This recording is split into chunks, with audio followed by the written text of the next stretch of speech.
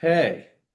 Welcome, everybody. Thanks for being here today, the Older Vermonters Caucus. Just got it up and going on YouTube. So if someone missed it today, you can go back and review it on our YouTube page. Hang on, this thing's popping up something. Oh, just had to. Okay. So today we have the Long-Term Care Coalition. But before I get started, does anyone have any announcements they want to make? Anything that's been going on that they want to bring up before we get started here real quick? Just anything short? Okay, I guess I will turn it over to our guest today. Who's going first? Me too. We can here, I'll introduce and then you can introduce and you can get started. Okay. And I should say, we are two members of the Long-Term Care Crisis Coalition. I see other members are observing from Yes. afar. So I'm Helen Laban, and I'm the executive director of the Vermont Healthcare Association, which is the trade association that represents skilled nursing facilities, assisted living residences, and residential care homes in Vermont. I am Jill Massa-Olson, and I'm the executive director of the VNAs of Vermont. So we represent home health and hospice. And home health agencies are the organizations that provide direct care services at home for people who need long-term care. Great. Yeah. Well, thanks for being here today. I don't know if anyone on the screen has been part of the discussions over the years with this group, if they want to introduce themselves. Okay. Hi, I'd be happy to. This is Molly Dugan. I'm homesick, so I'm not going to share my camera. But I did want to just introduce myself. I'm also on the Long-Term Care Crisis Coalition. I'm with Cathedral Square, and besides having about 27 independent senior housing properties, we also own and operate 2 licensed assisted living communities as well. And I'm very proud to be part of this coalition. Great. Thank you for being here. So I'll go. Okay. I'm Mary Beth Pinard. I'm the executive director of Vermont Catholic Charities. I'm also part of the Long-Term Care Crisis Coalition.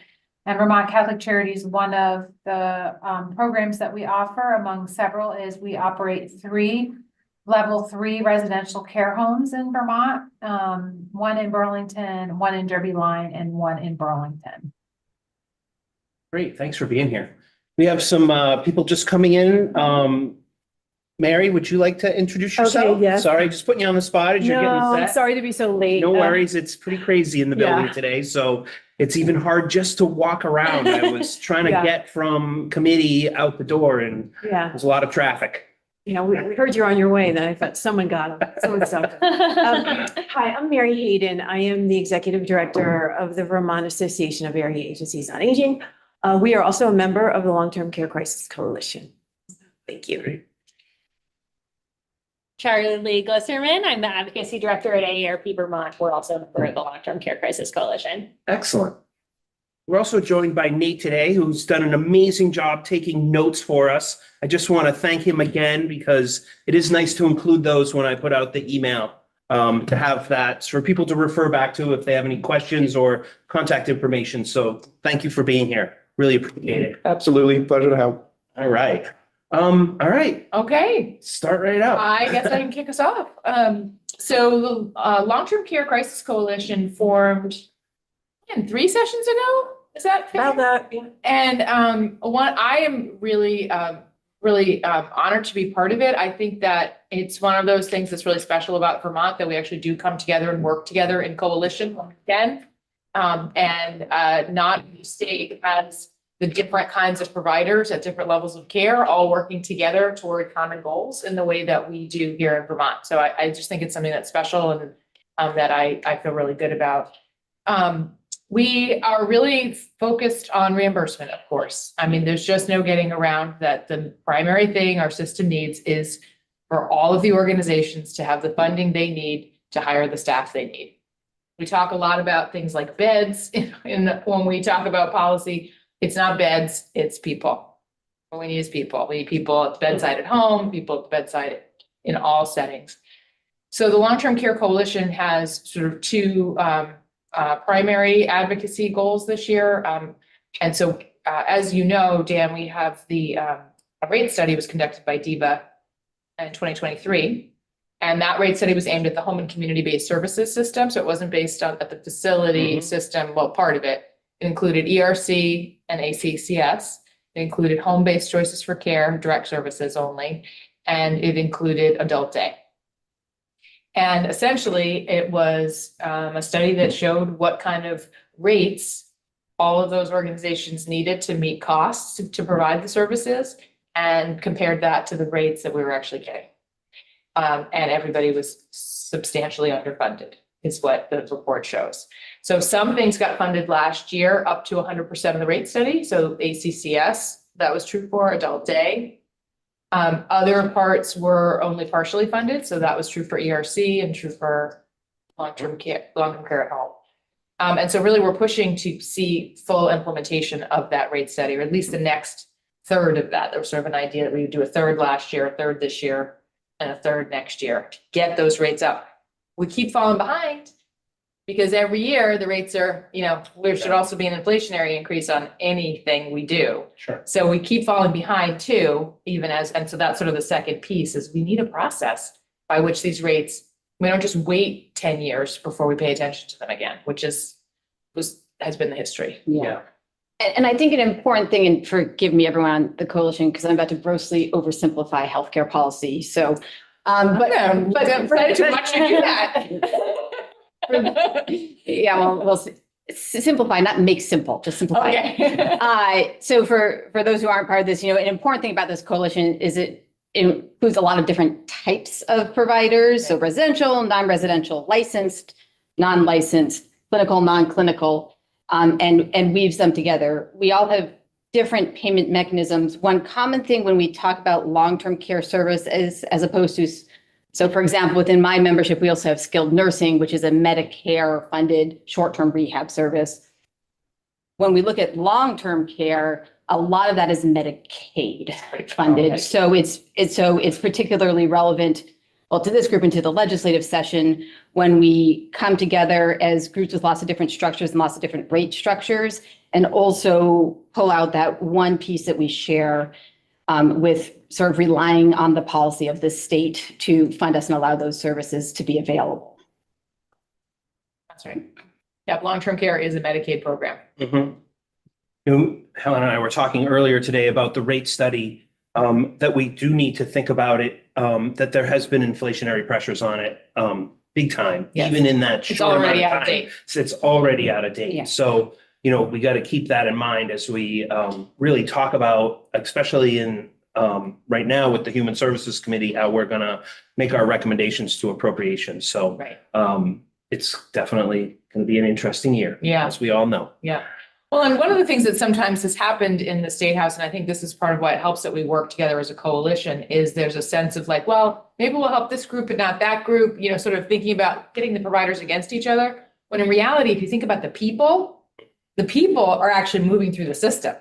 So it is not unusual for someone to get choices for care at home for a few years and then need to move on to facility-based care because they're no longer able to receive care at home. Their needs become too great. And so when you think about this from a people perspective, the whole system has to work. There's no one part that can work and somehow carry the load for the rest of the system. It all has to work. And I've also heard that staffing moves also Staffing us, we're competing based for the on same where the people. investments are, Yeah, we unfortunately. compete for the same workforce. Right. Absolutely. We might want to mention too about rate studies in the bigger context that we're not having regular rate studies done. Right, that's right. It was a And this is one-time thing. a huge Yeah. factor in driving up the situation where we get very small, not even inflationary increases some years. And then a year comes where ACCS, which is assisted living, ACCS needs 80%, Yeah. So we want to also see some reliable and, methodology for looking at what rate should be every year and how we should gradually and keep up instead of needing these huge increases. And there always is a big pushback for those inflators to be put in, Yep, though it's obviously necessary so that we don't fall behind. But I think the thought process behind it is that they have more flexibility on the funding to put out fires where where they pop up, which unfortunately, as we saw with skilled nursing care with the 17 million in Extraordinary financial ERs. relief. Yeah, thank you. You know, in the past that we've had to do that. So. Well, and I think that the rate study, last year, of course, I was not in my position when the rate study was done, so it may look rosier from an outside perspective, but to an outside observer, it was the first start of how you would hope these things would work. There was a rate study done by the state with stakeholder input on the methodology and agreement on the numbers. A very clear, straightforward report came to the legislature. The legislature, including yourself, read that report, heard from everyone involved, looked closely at the numbers, and implemented budget policy based on what they saw. Like, that's sort of an idealized version of how we hope that this works. Now, we don't want to always be in a trend of every 10 years we do this, right? It was good for that time of getting caught up, but it certainly was a success story in terms of looking at rates, looking at the cost of services, and taking a detailed look at what needed to be done. And it did take a lot to get that rate study. It really Representative did. Wood really put a lot of effort into it and was able to make it happen. But it was something that the legislature worked on for a long time, stating that we needed that data in order to be able to make decisions about this. And and it just so happened that it corresponded in a year that we had the funds available to implement some of it. Yes, we definitely had some stars aligned. Yeah. And I should say, as someone coming in new, so I began my position a year ago, just as that rate study was being published, I refer to that all the time. That was so helpful in transfer of knowledge, continuity of understanding the situation. It was, thank you, everyone else, for the work you did for that study. Yeah, that was definitely things lined up to make that happen. Hopefully we can continue to do that work in the building. Yeah. Mary, would you like to talk about some of the issues you've been working on this session? Sure. I just wanted to say about long-term care, which is such a huge and important issue too. As the area agencies on aging, we are implementing long-term care plans through our case management, and we so rely on this workforce to do that, right? So we're on this coalition. We're part of it. We're kind of cheerleaders too, because we are really supporting this workforce that we need in order to implement the care plans for our clients. So this is really critical to us, and we can't say enough about that workforce and how much it's needed and how much these rate increases are needed. So thank you for highlighting this today. And I don't know if before I go on to other issues, if anyone had some questions about long-term care rates.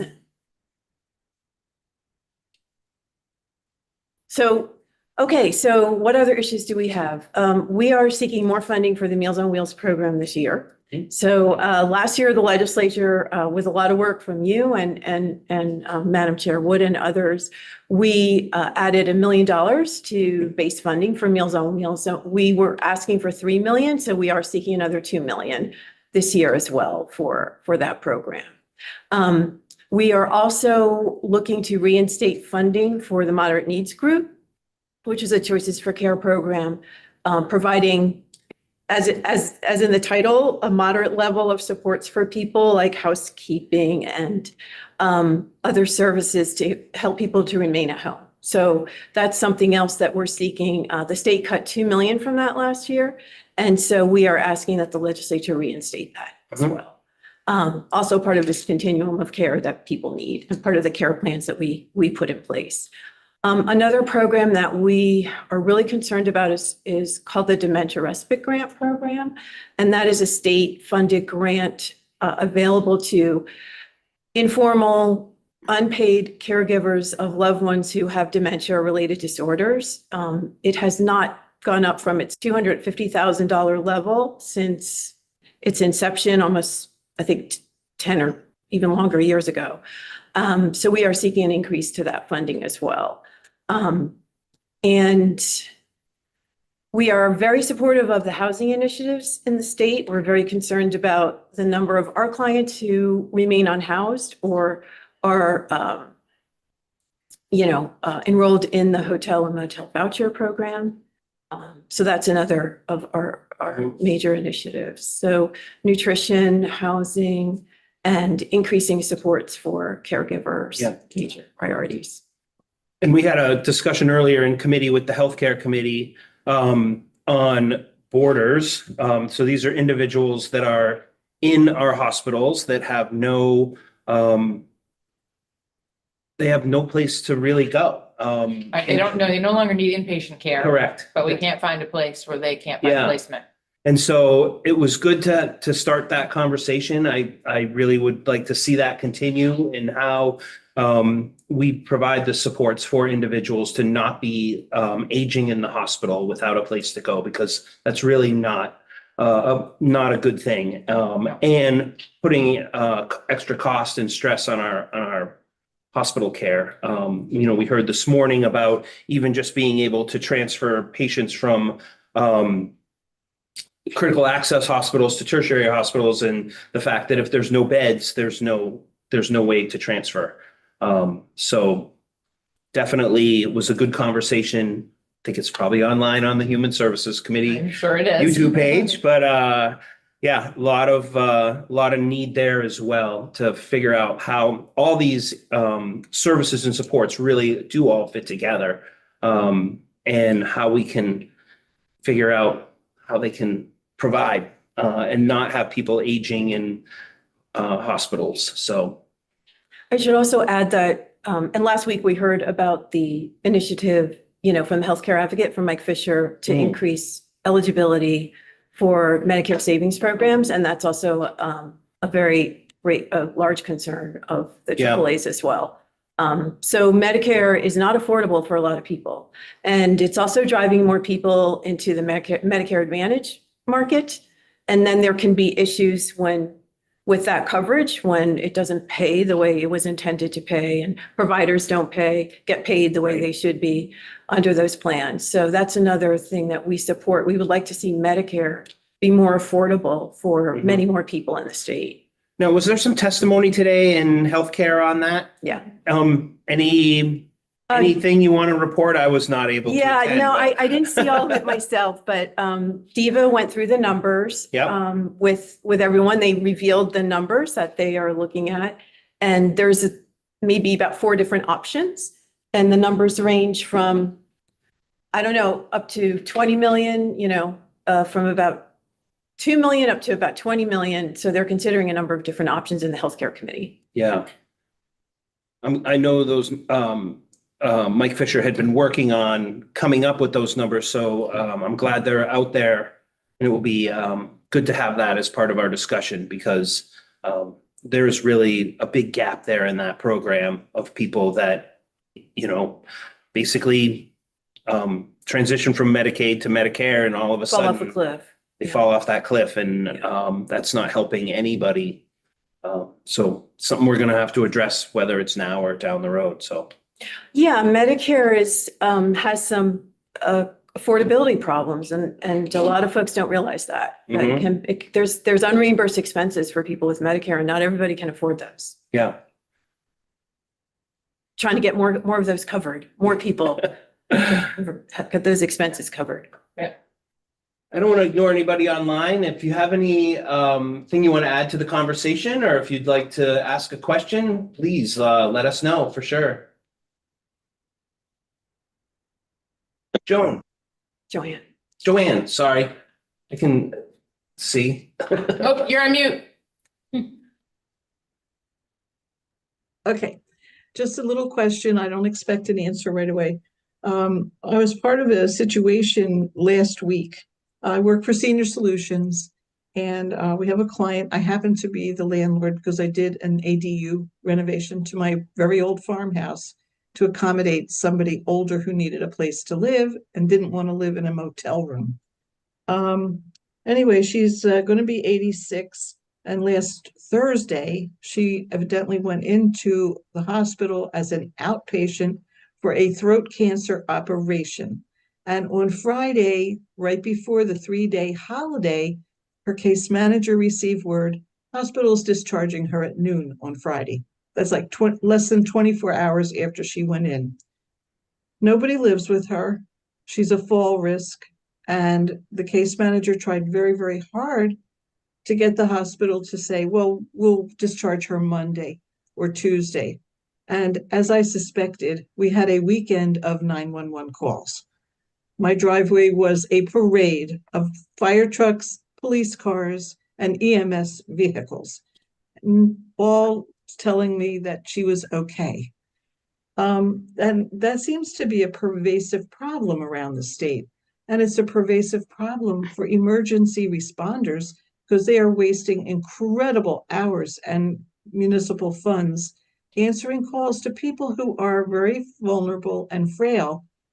There's no place for them to go where they're supervised. There's nothing available. That's my question. What can we do? So this is probably more in your lane, but I Yeah. do have another follow-on to that example. Yeah, and I'm not sure I can tell you what we can do. I mean, one of the things that's really challenging is that something like a skilled home health service, like a nurse in your home, is Medicare limits that benefit. So you have to be homebound and you also have to have a skilled need. So you have to need a nurse to do skilled medical care in your home. And so who can be discharged to home health is actually limited. So there are plenty of people who would really benefit from more supports, but if they're not eligible for those supports. So we have, She is on Medicaid. so she might have been eligible for some services but you still have to have a skilled need under Medicaid. So not just a need for a caregiver. You have to have a skilled need, a medical need with physician orders. But you don't have to be homebound. So it's a little more flexible. So that's when my members talk about services, we talk about gaps in the system where there are a lot of people who we feel like need more supports when they come home, especially people who don't live with a caregiver. So people who don't live with someone, if you live alone, for any of us, you don't have to be someone who's older. I mean, anybody, if you have a surgery and you come home and you can't fully take care of yourself, somebody has to. And so that's, it's a huge challenge.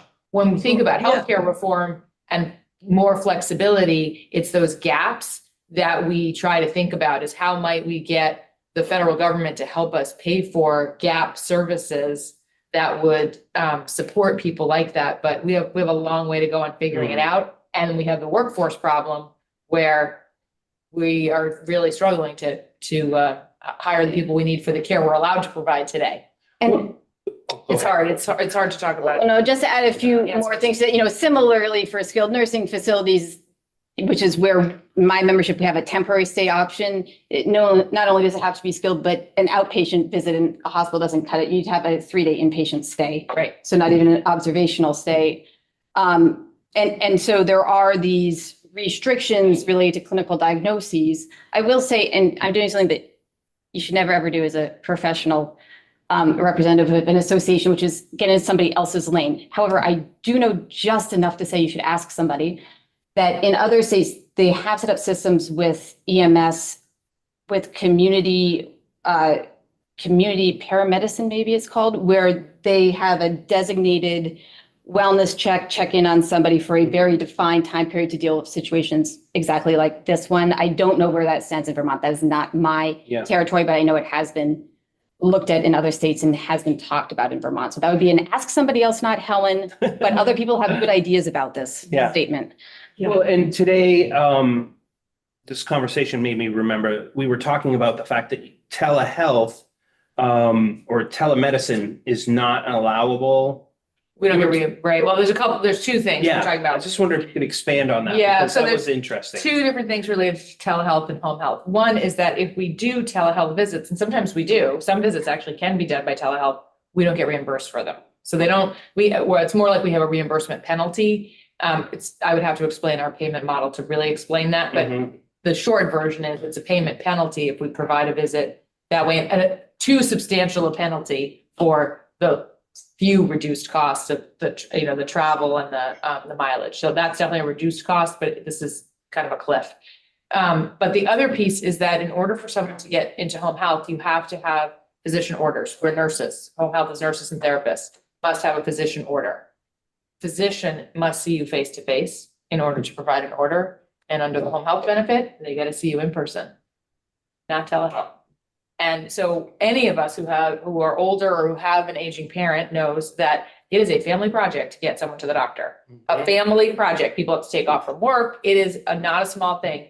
This is a federal problem. We can't solve it in Vermont. We need them to change the rules. Right. And we also look at, you know, we've had discussions on transportation here at the caucus, and all the time in that building that, you know, there is limited access to transportation. Yeah. So maybe that's something we should, when we'll have our congressional delegation here again, maybe that's something we could Absolutely. bring up and Yeah. just talk about, you know, where that change is on the horizon, if it is even being talked about, especially for rural areas where transportation, and as you said, you know, it's a family problem to get someone to the doctors, where there is a possibility it could be done Yeah. using telemedicine. Yeah, this is something I hope we do develop too, because we also do what's called telemonitoring, which is when you have a system set up in the person's home so that you're monitoring their blood pressure and you're monitoring other key data. But there's also video technology. And so there's more opportunity that I think we're taking. So if a physician was trying to do a telehealth visit, it wouldn't just be like a Zoom, Right. but where there could actually be closer examination and also understanding about what the vital signs are. So with collaboration, there's actually a lot of information that physician could have. But some of these are things that aren't paid for. There's no payment for telemonitoring really. Right. And so we just haven't we made progress during the pandemic. Some things changed on an emergency basis, and some of those things we were able to get made permanent in federal policy, but there's further to go.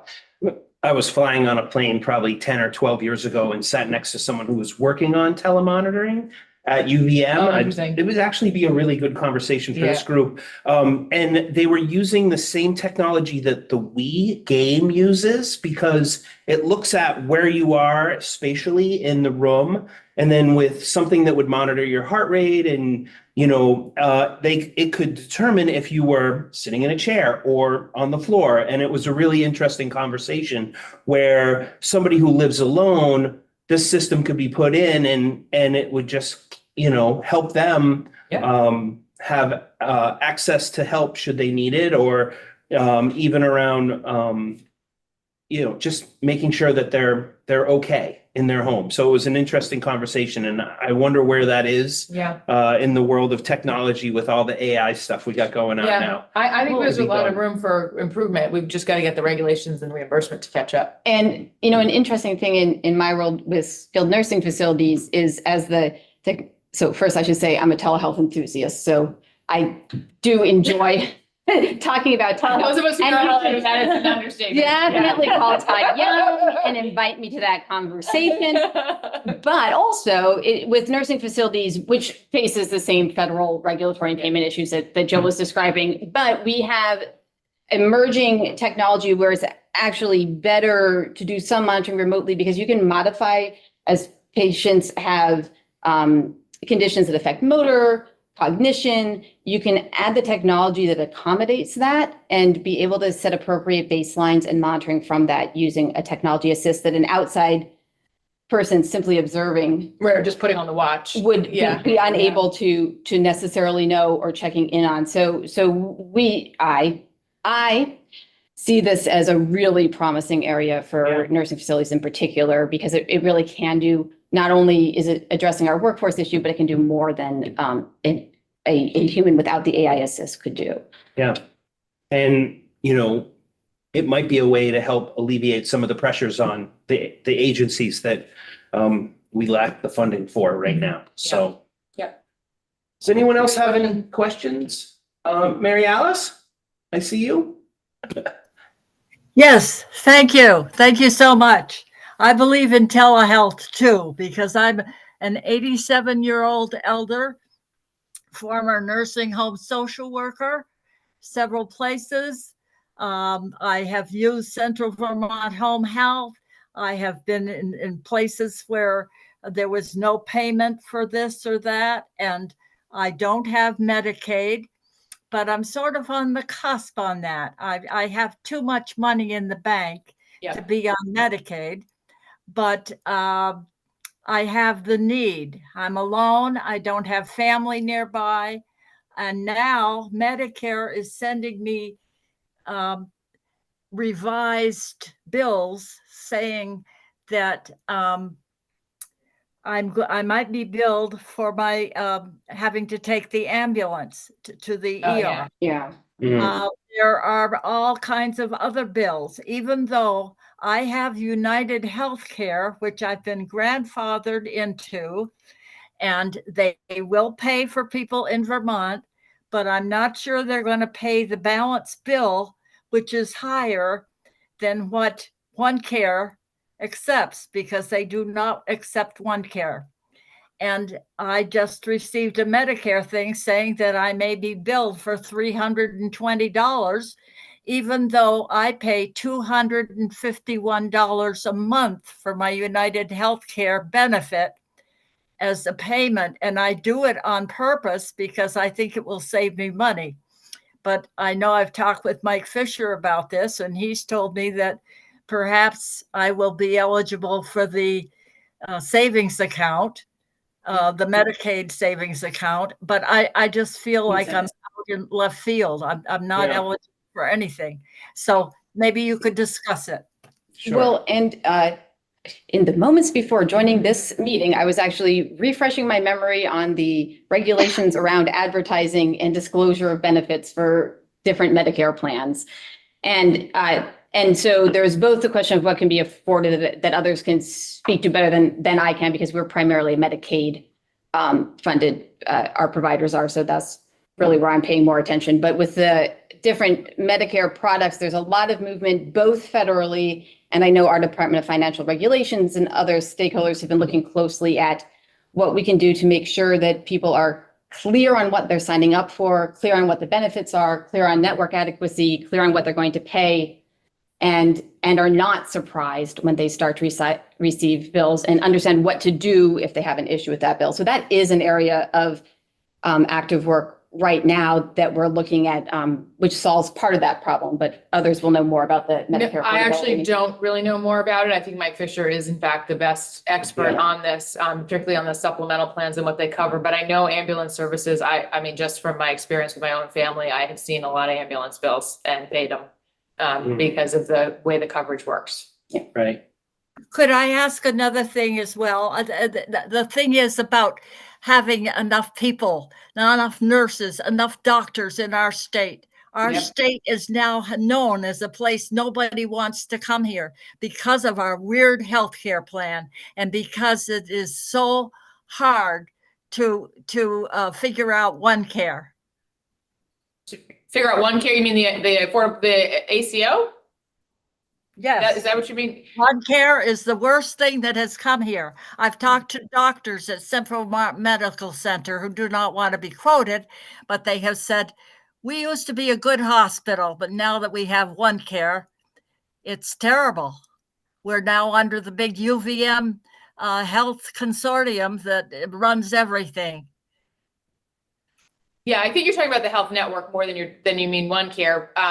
But there are a lot of challenges. You know, I think that we, all healthcare providers are trying to figure out how to make it work in an environment without enough money and without enough resources. And so that's where you get organizations trying to find partnerships together in order to make it all work. So there are no perfect answers. And it is true in Vermont. We do just keep trying to reform it. We are just always going back to that drawing board to try to reform it. And I think one of our challenges is that we are a really small state with not a lot of people in it and a lot of mountains. And I wonder what the $6 million investment that we're putting at the state colleges for a nursing program, how that will maybe help alleviate some of the workforce shortage. Yeah, I do think we need more people though. I think we need more people in our These are state.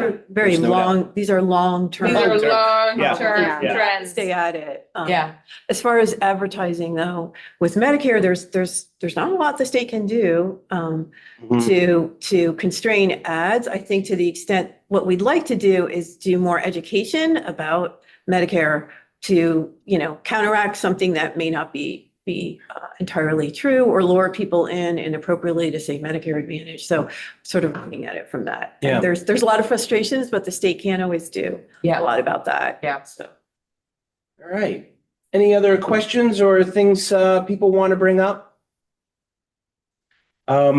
just a reminder that tomorrow, we have a resolution being read on the floor around Age Strong Vermont.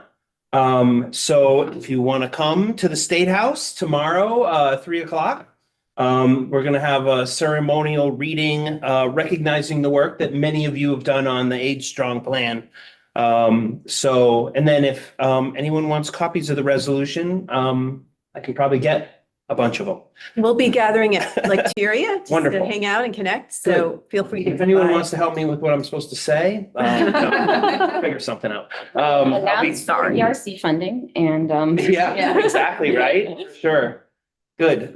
So, hopefully, we can continue to implement, work towards implementing the goals of that plan in the future and really think about that as we do our work, both in the State House and out in the field. So And we appreciate your leadership on that, Representative Noyes. trying to figure it out. It's We not can't go easy. too many directions at once most Not days. easy. Great. All right. So good. Thank you everyone for coming today. Really appreciate it. Good conversation. We can share out this, some of the points we talked about today, the YouTube video with your friends and neighbors and your representative, or senator. So thank you so much, everyone, for being here today. Really appreciate it. And we'll see you all next week. Thank you. Thanks. Thank you. Thank you.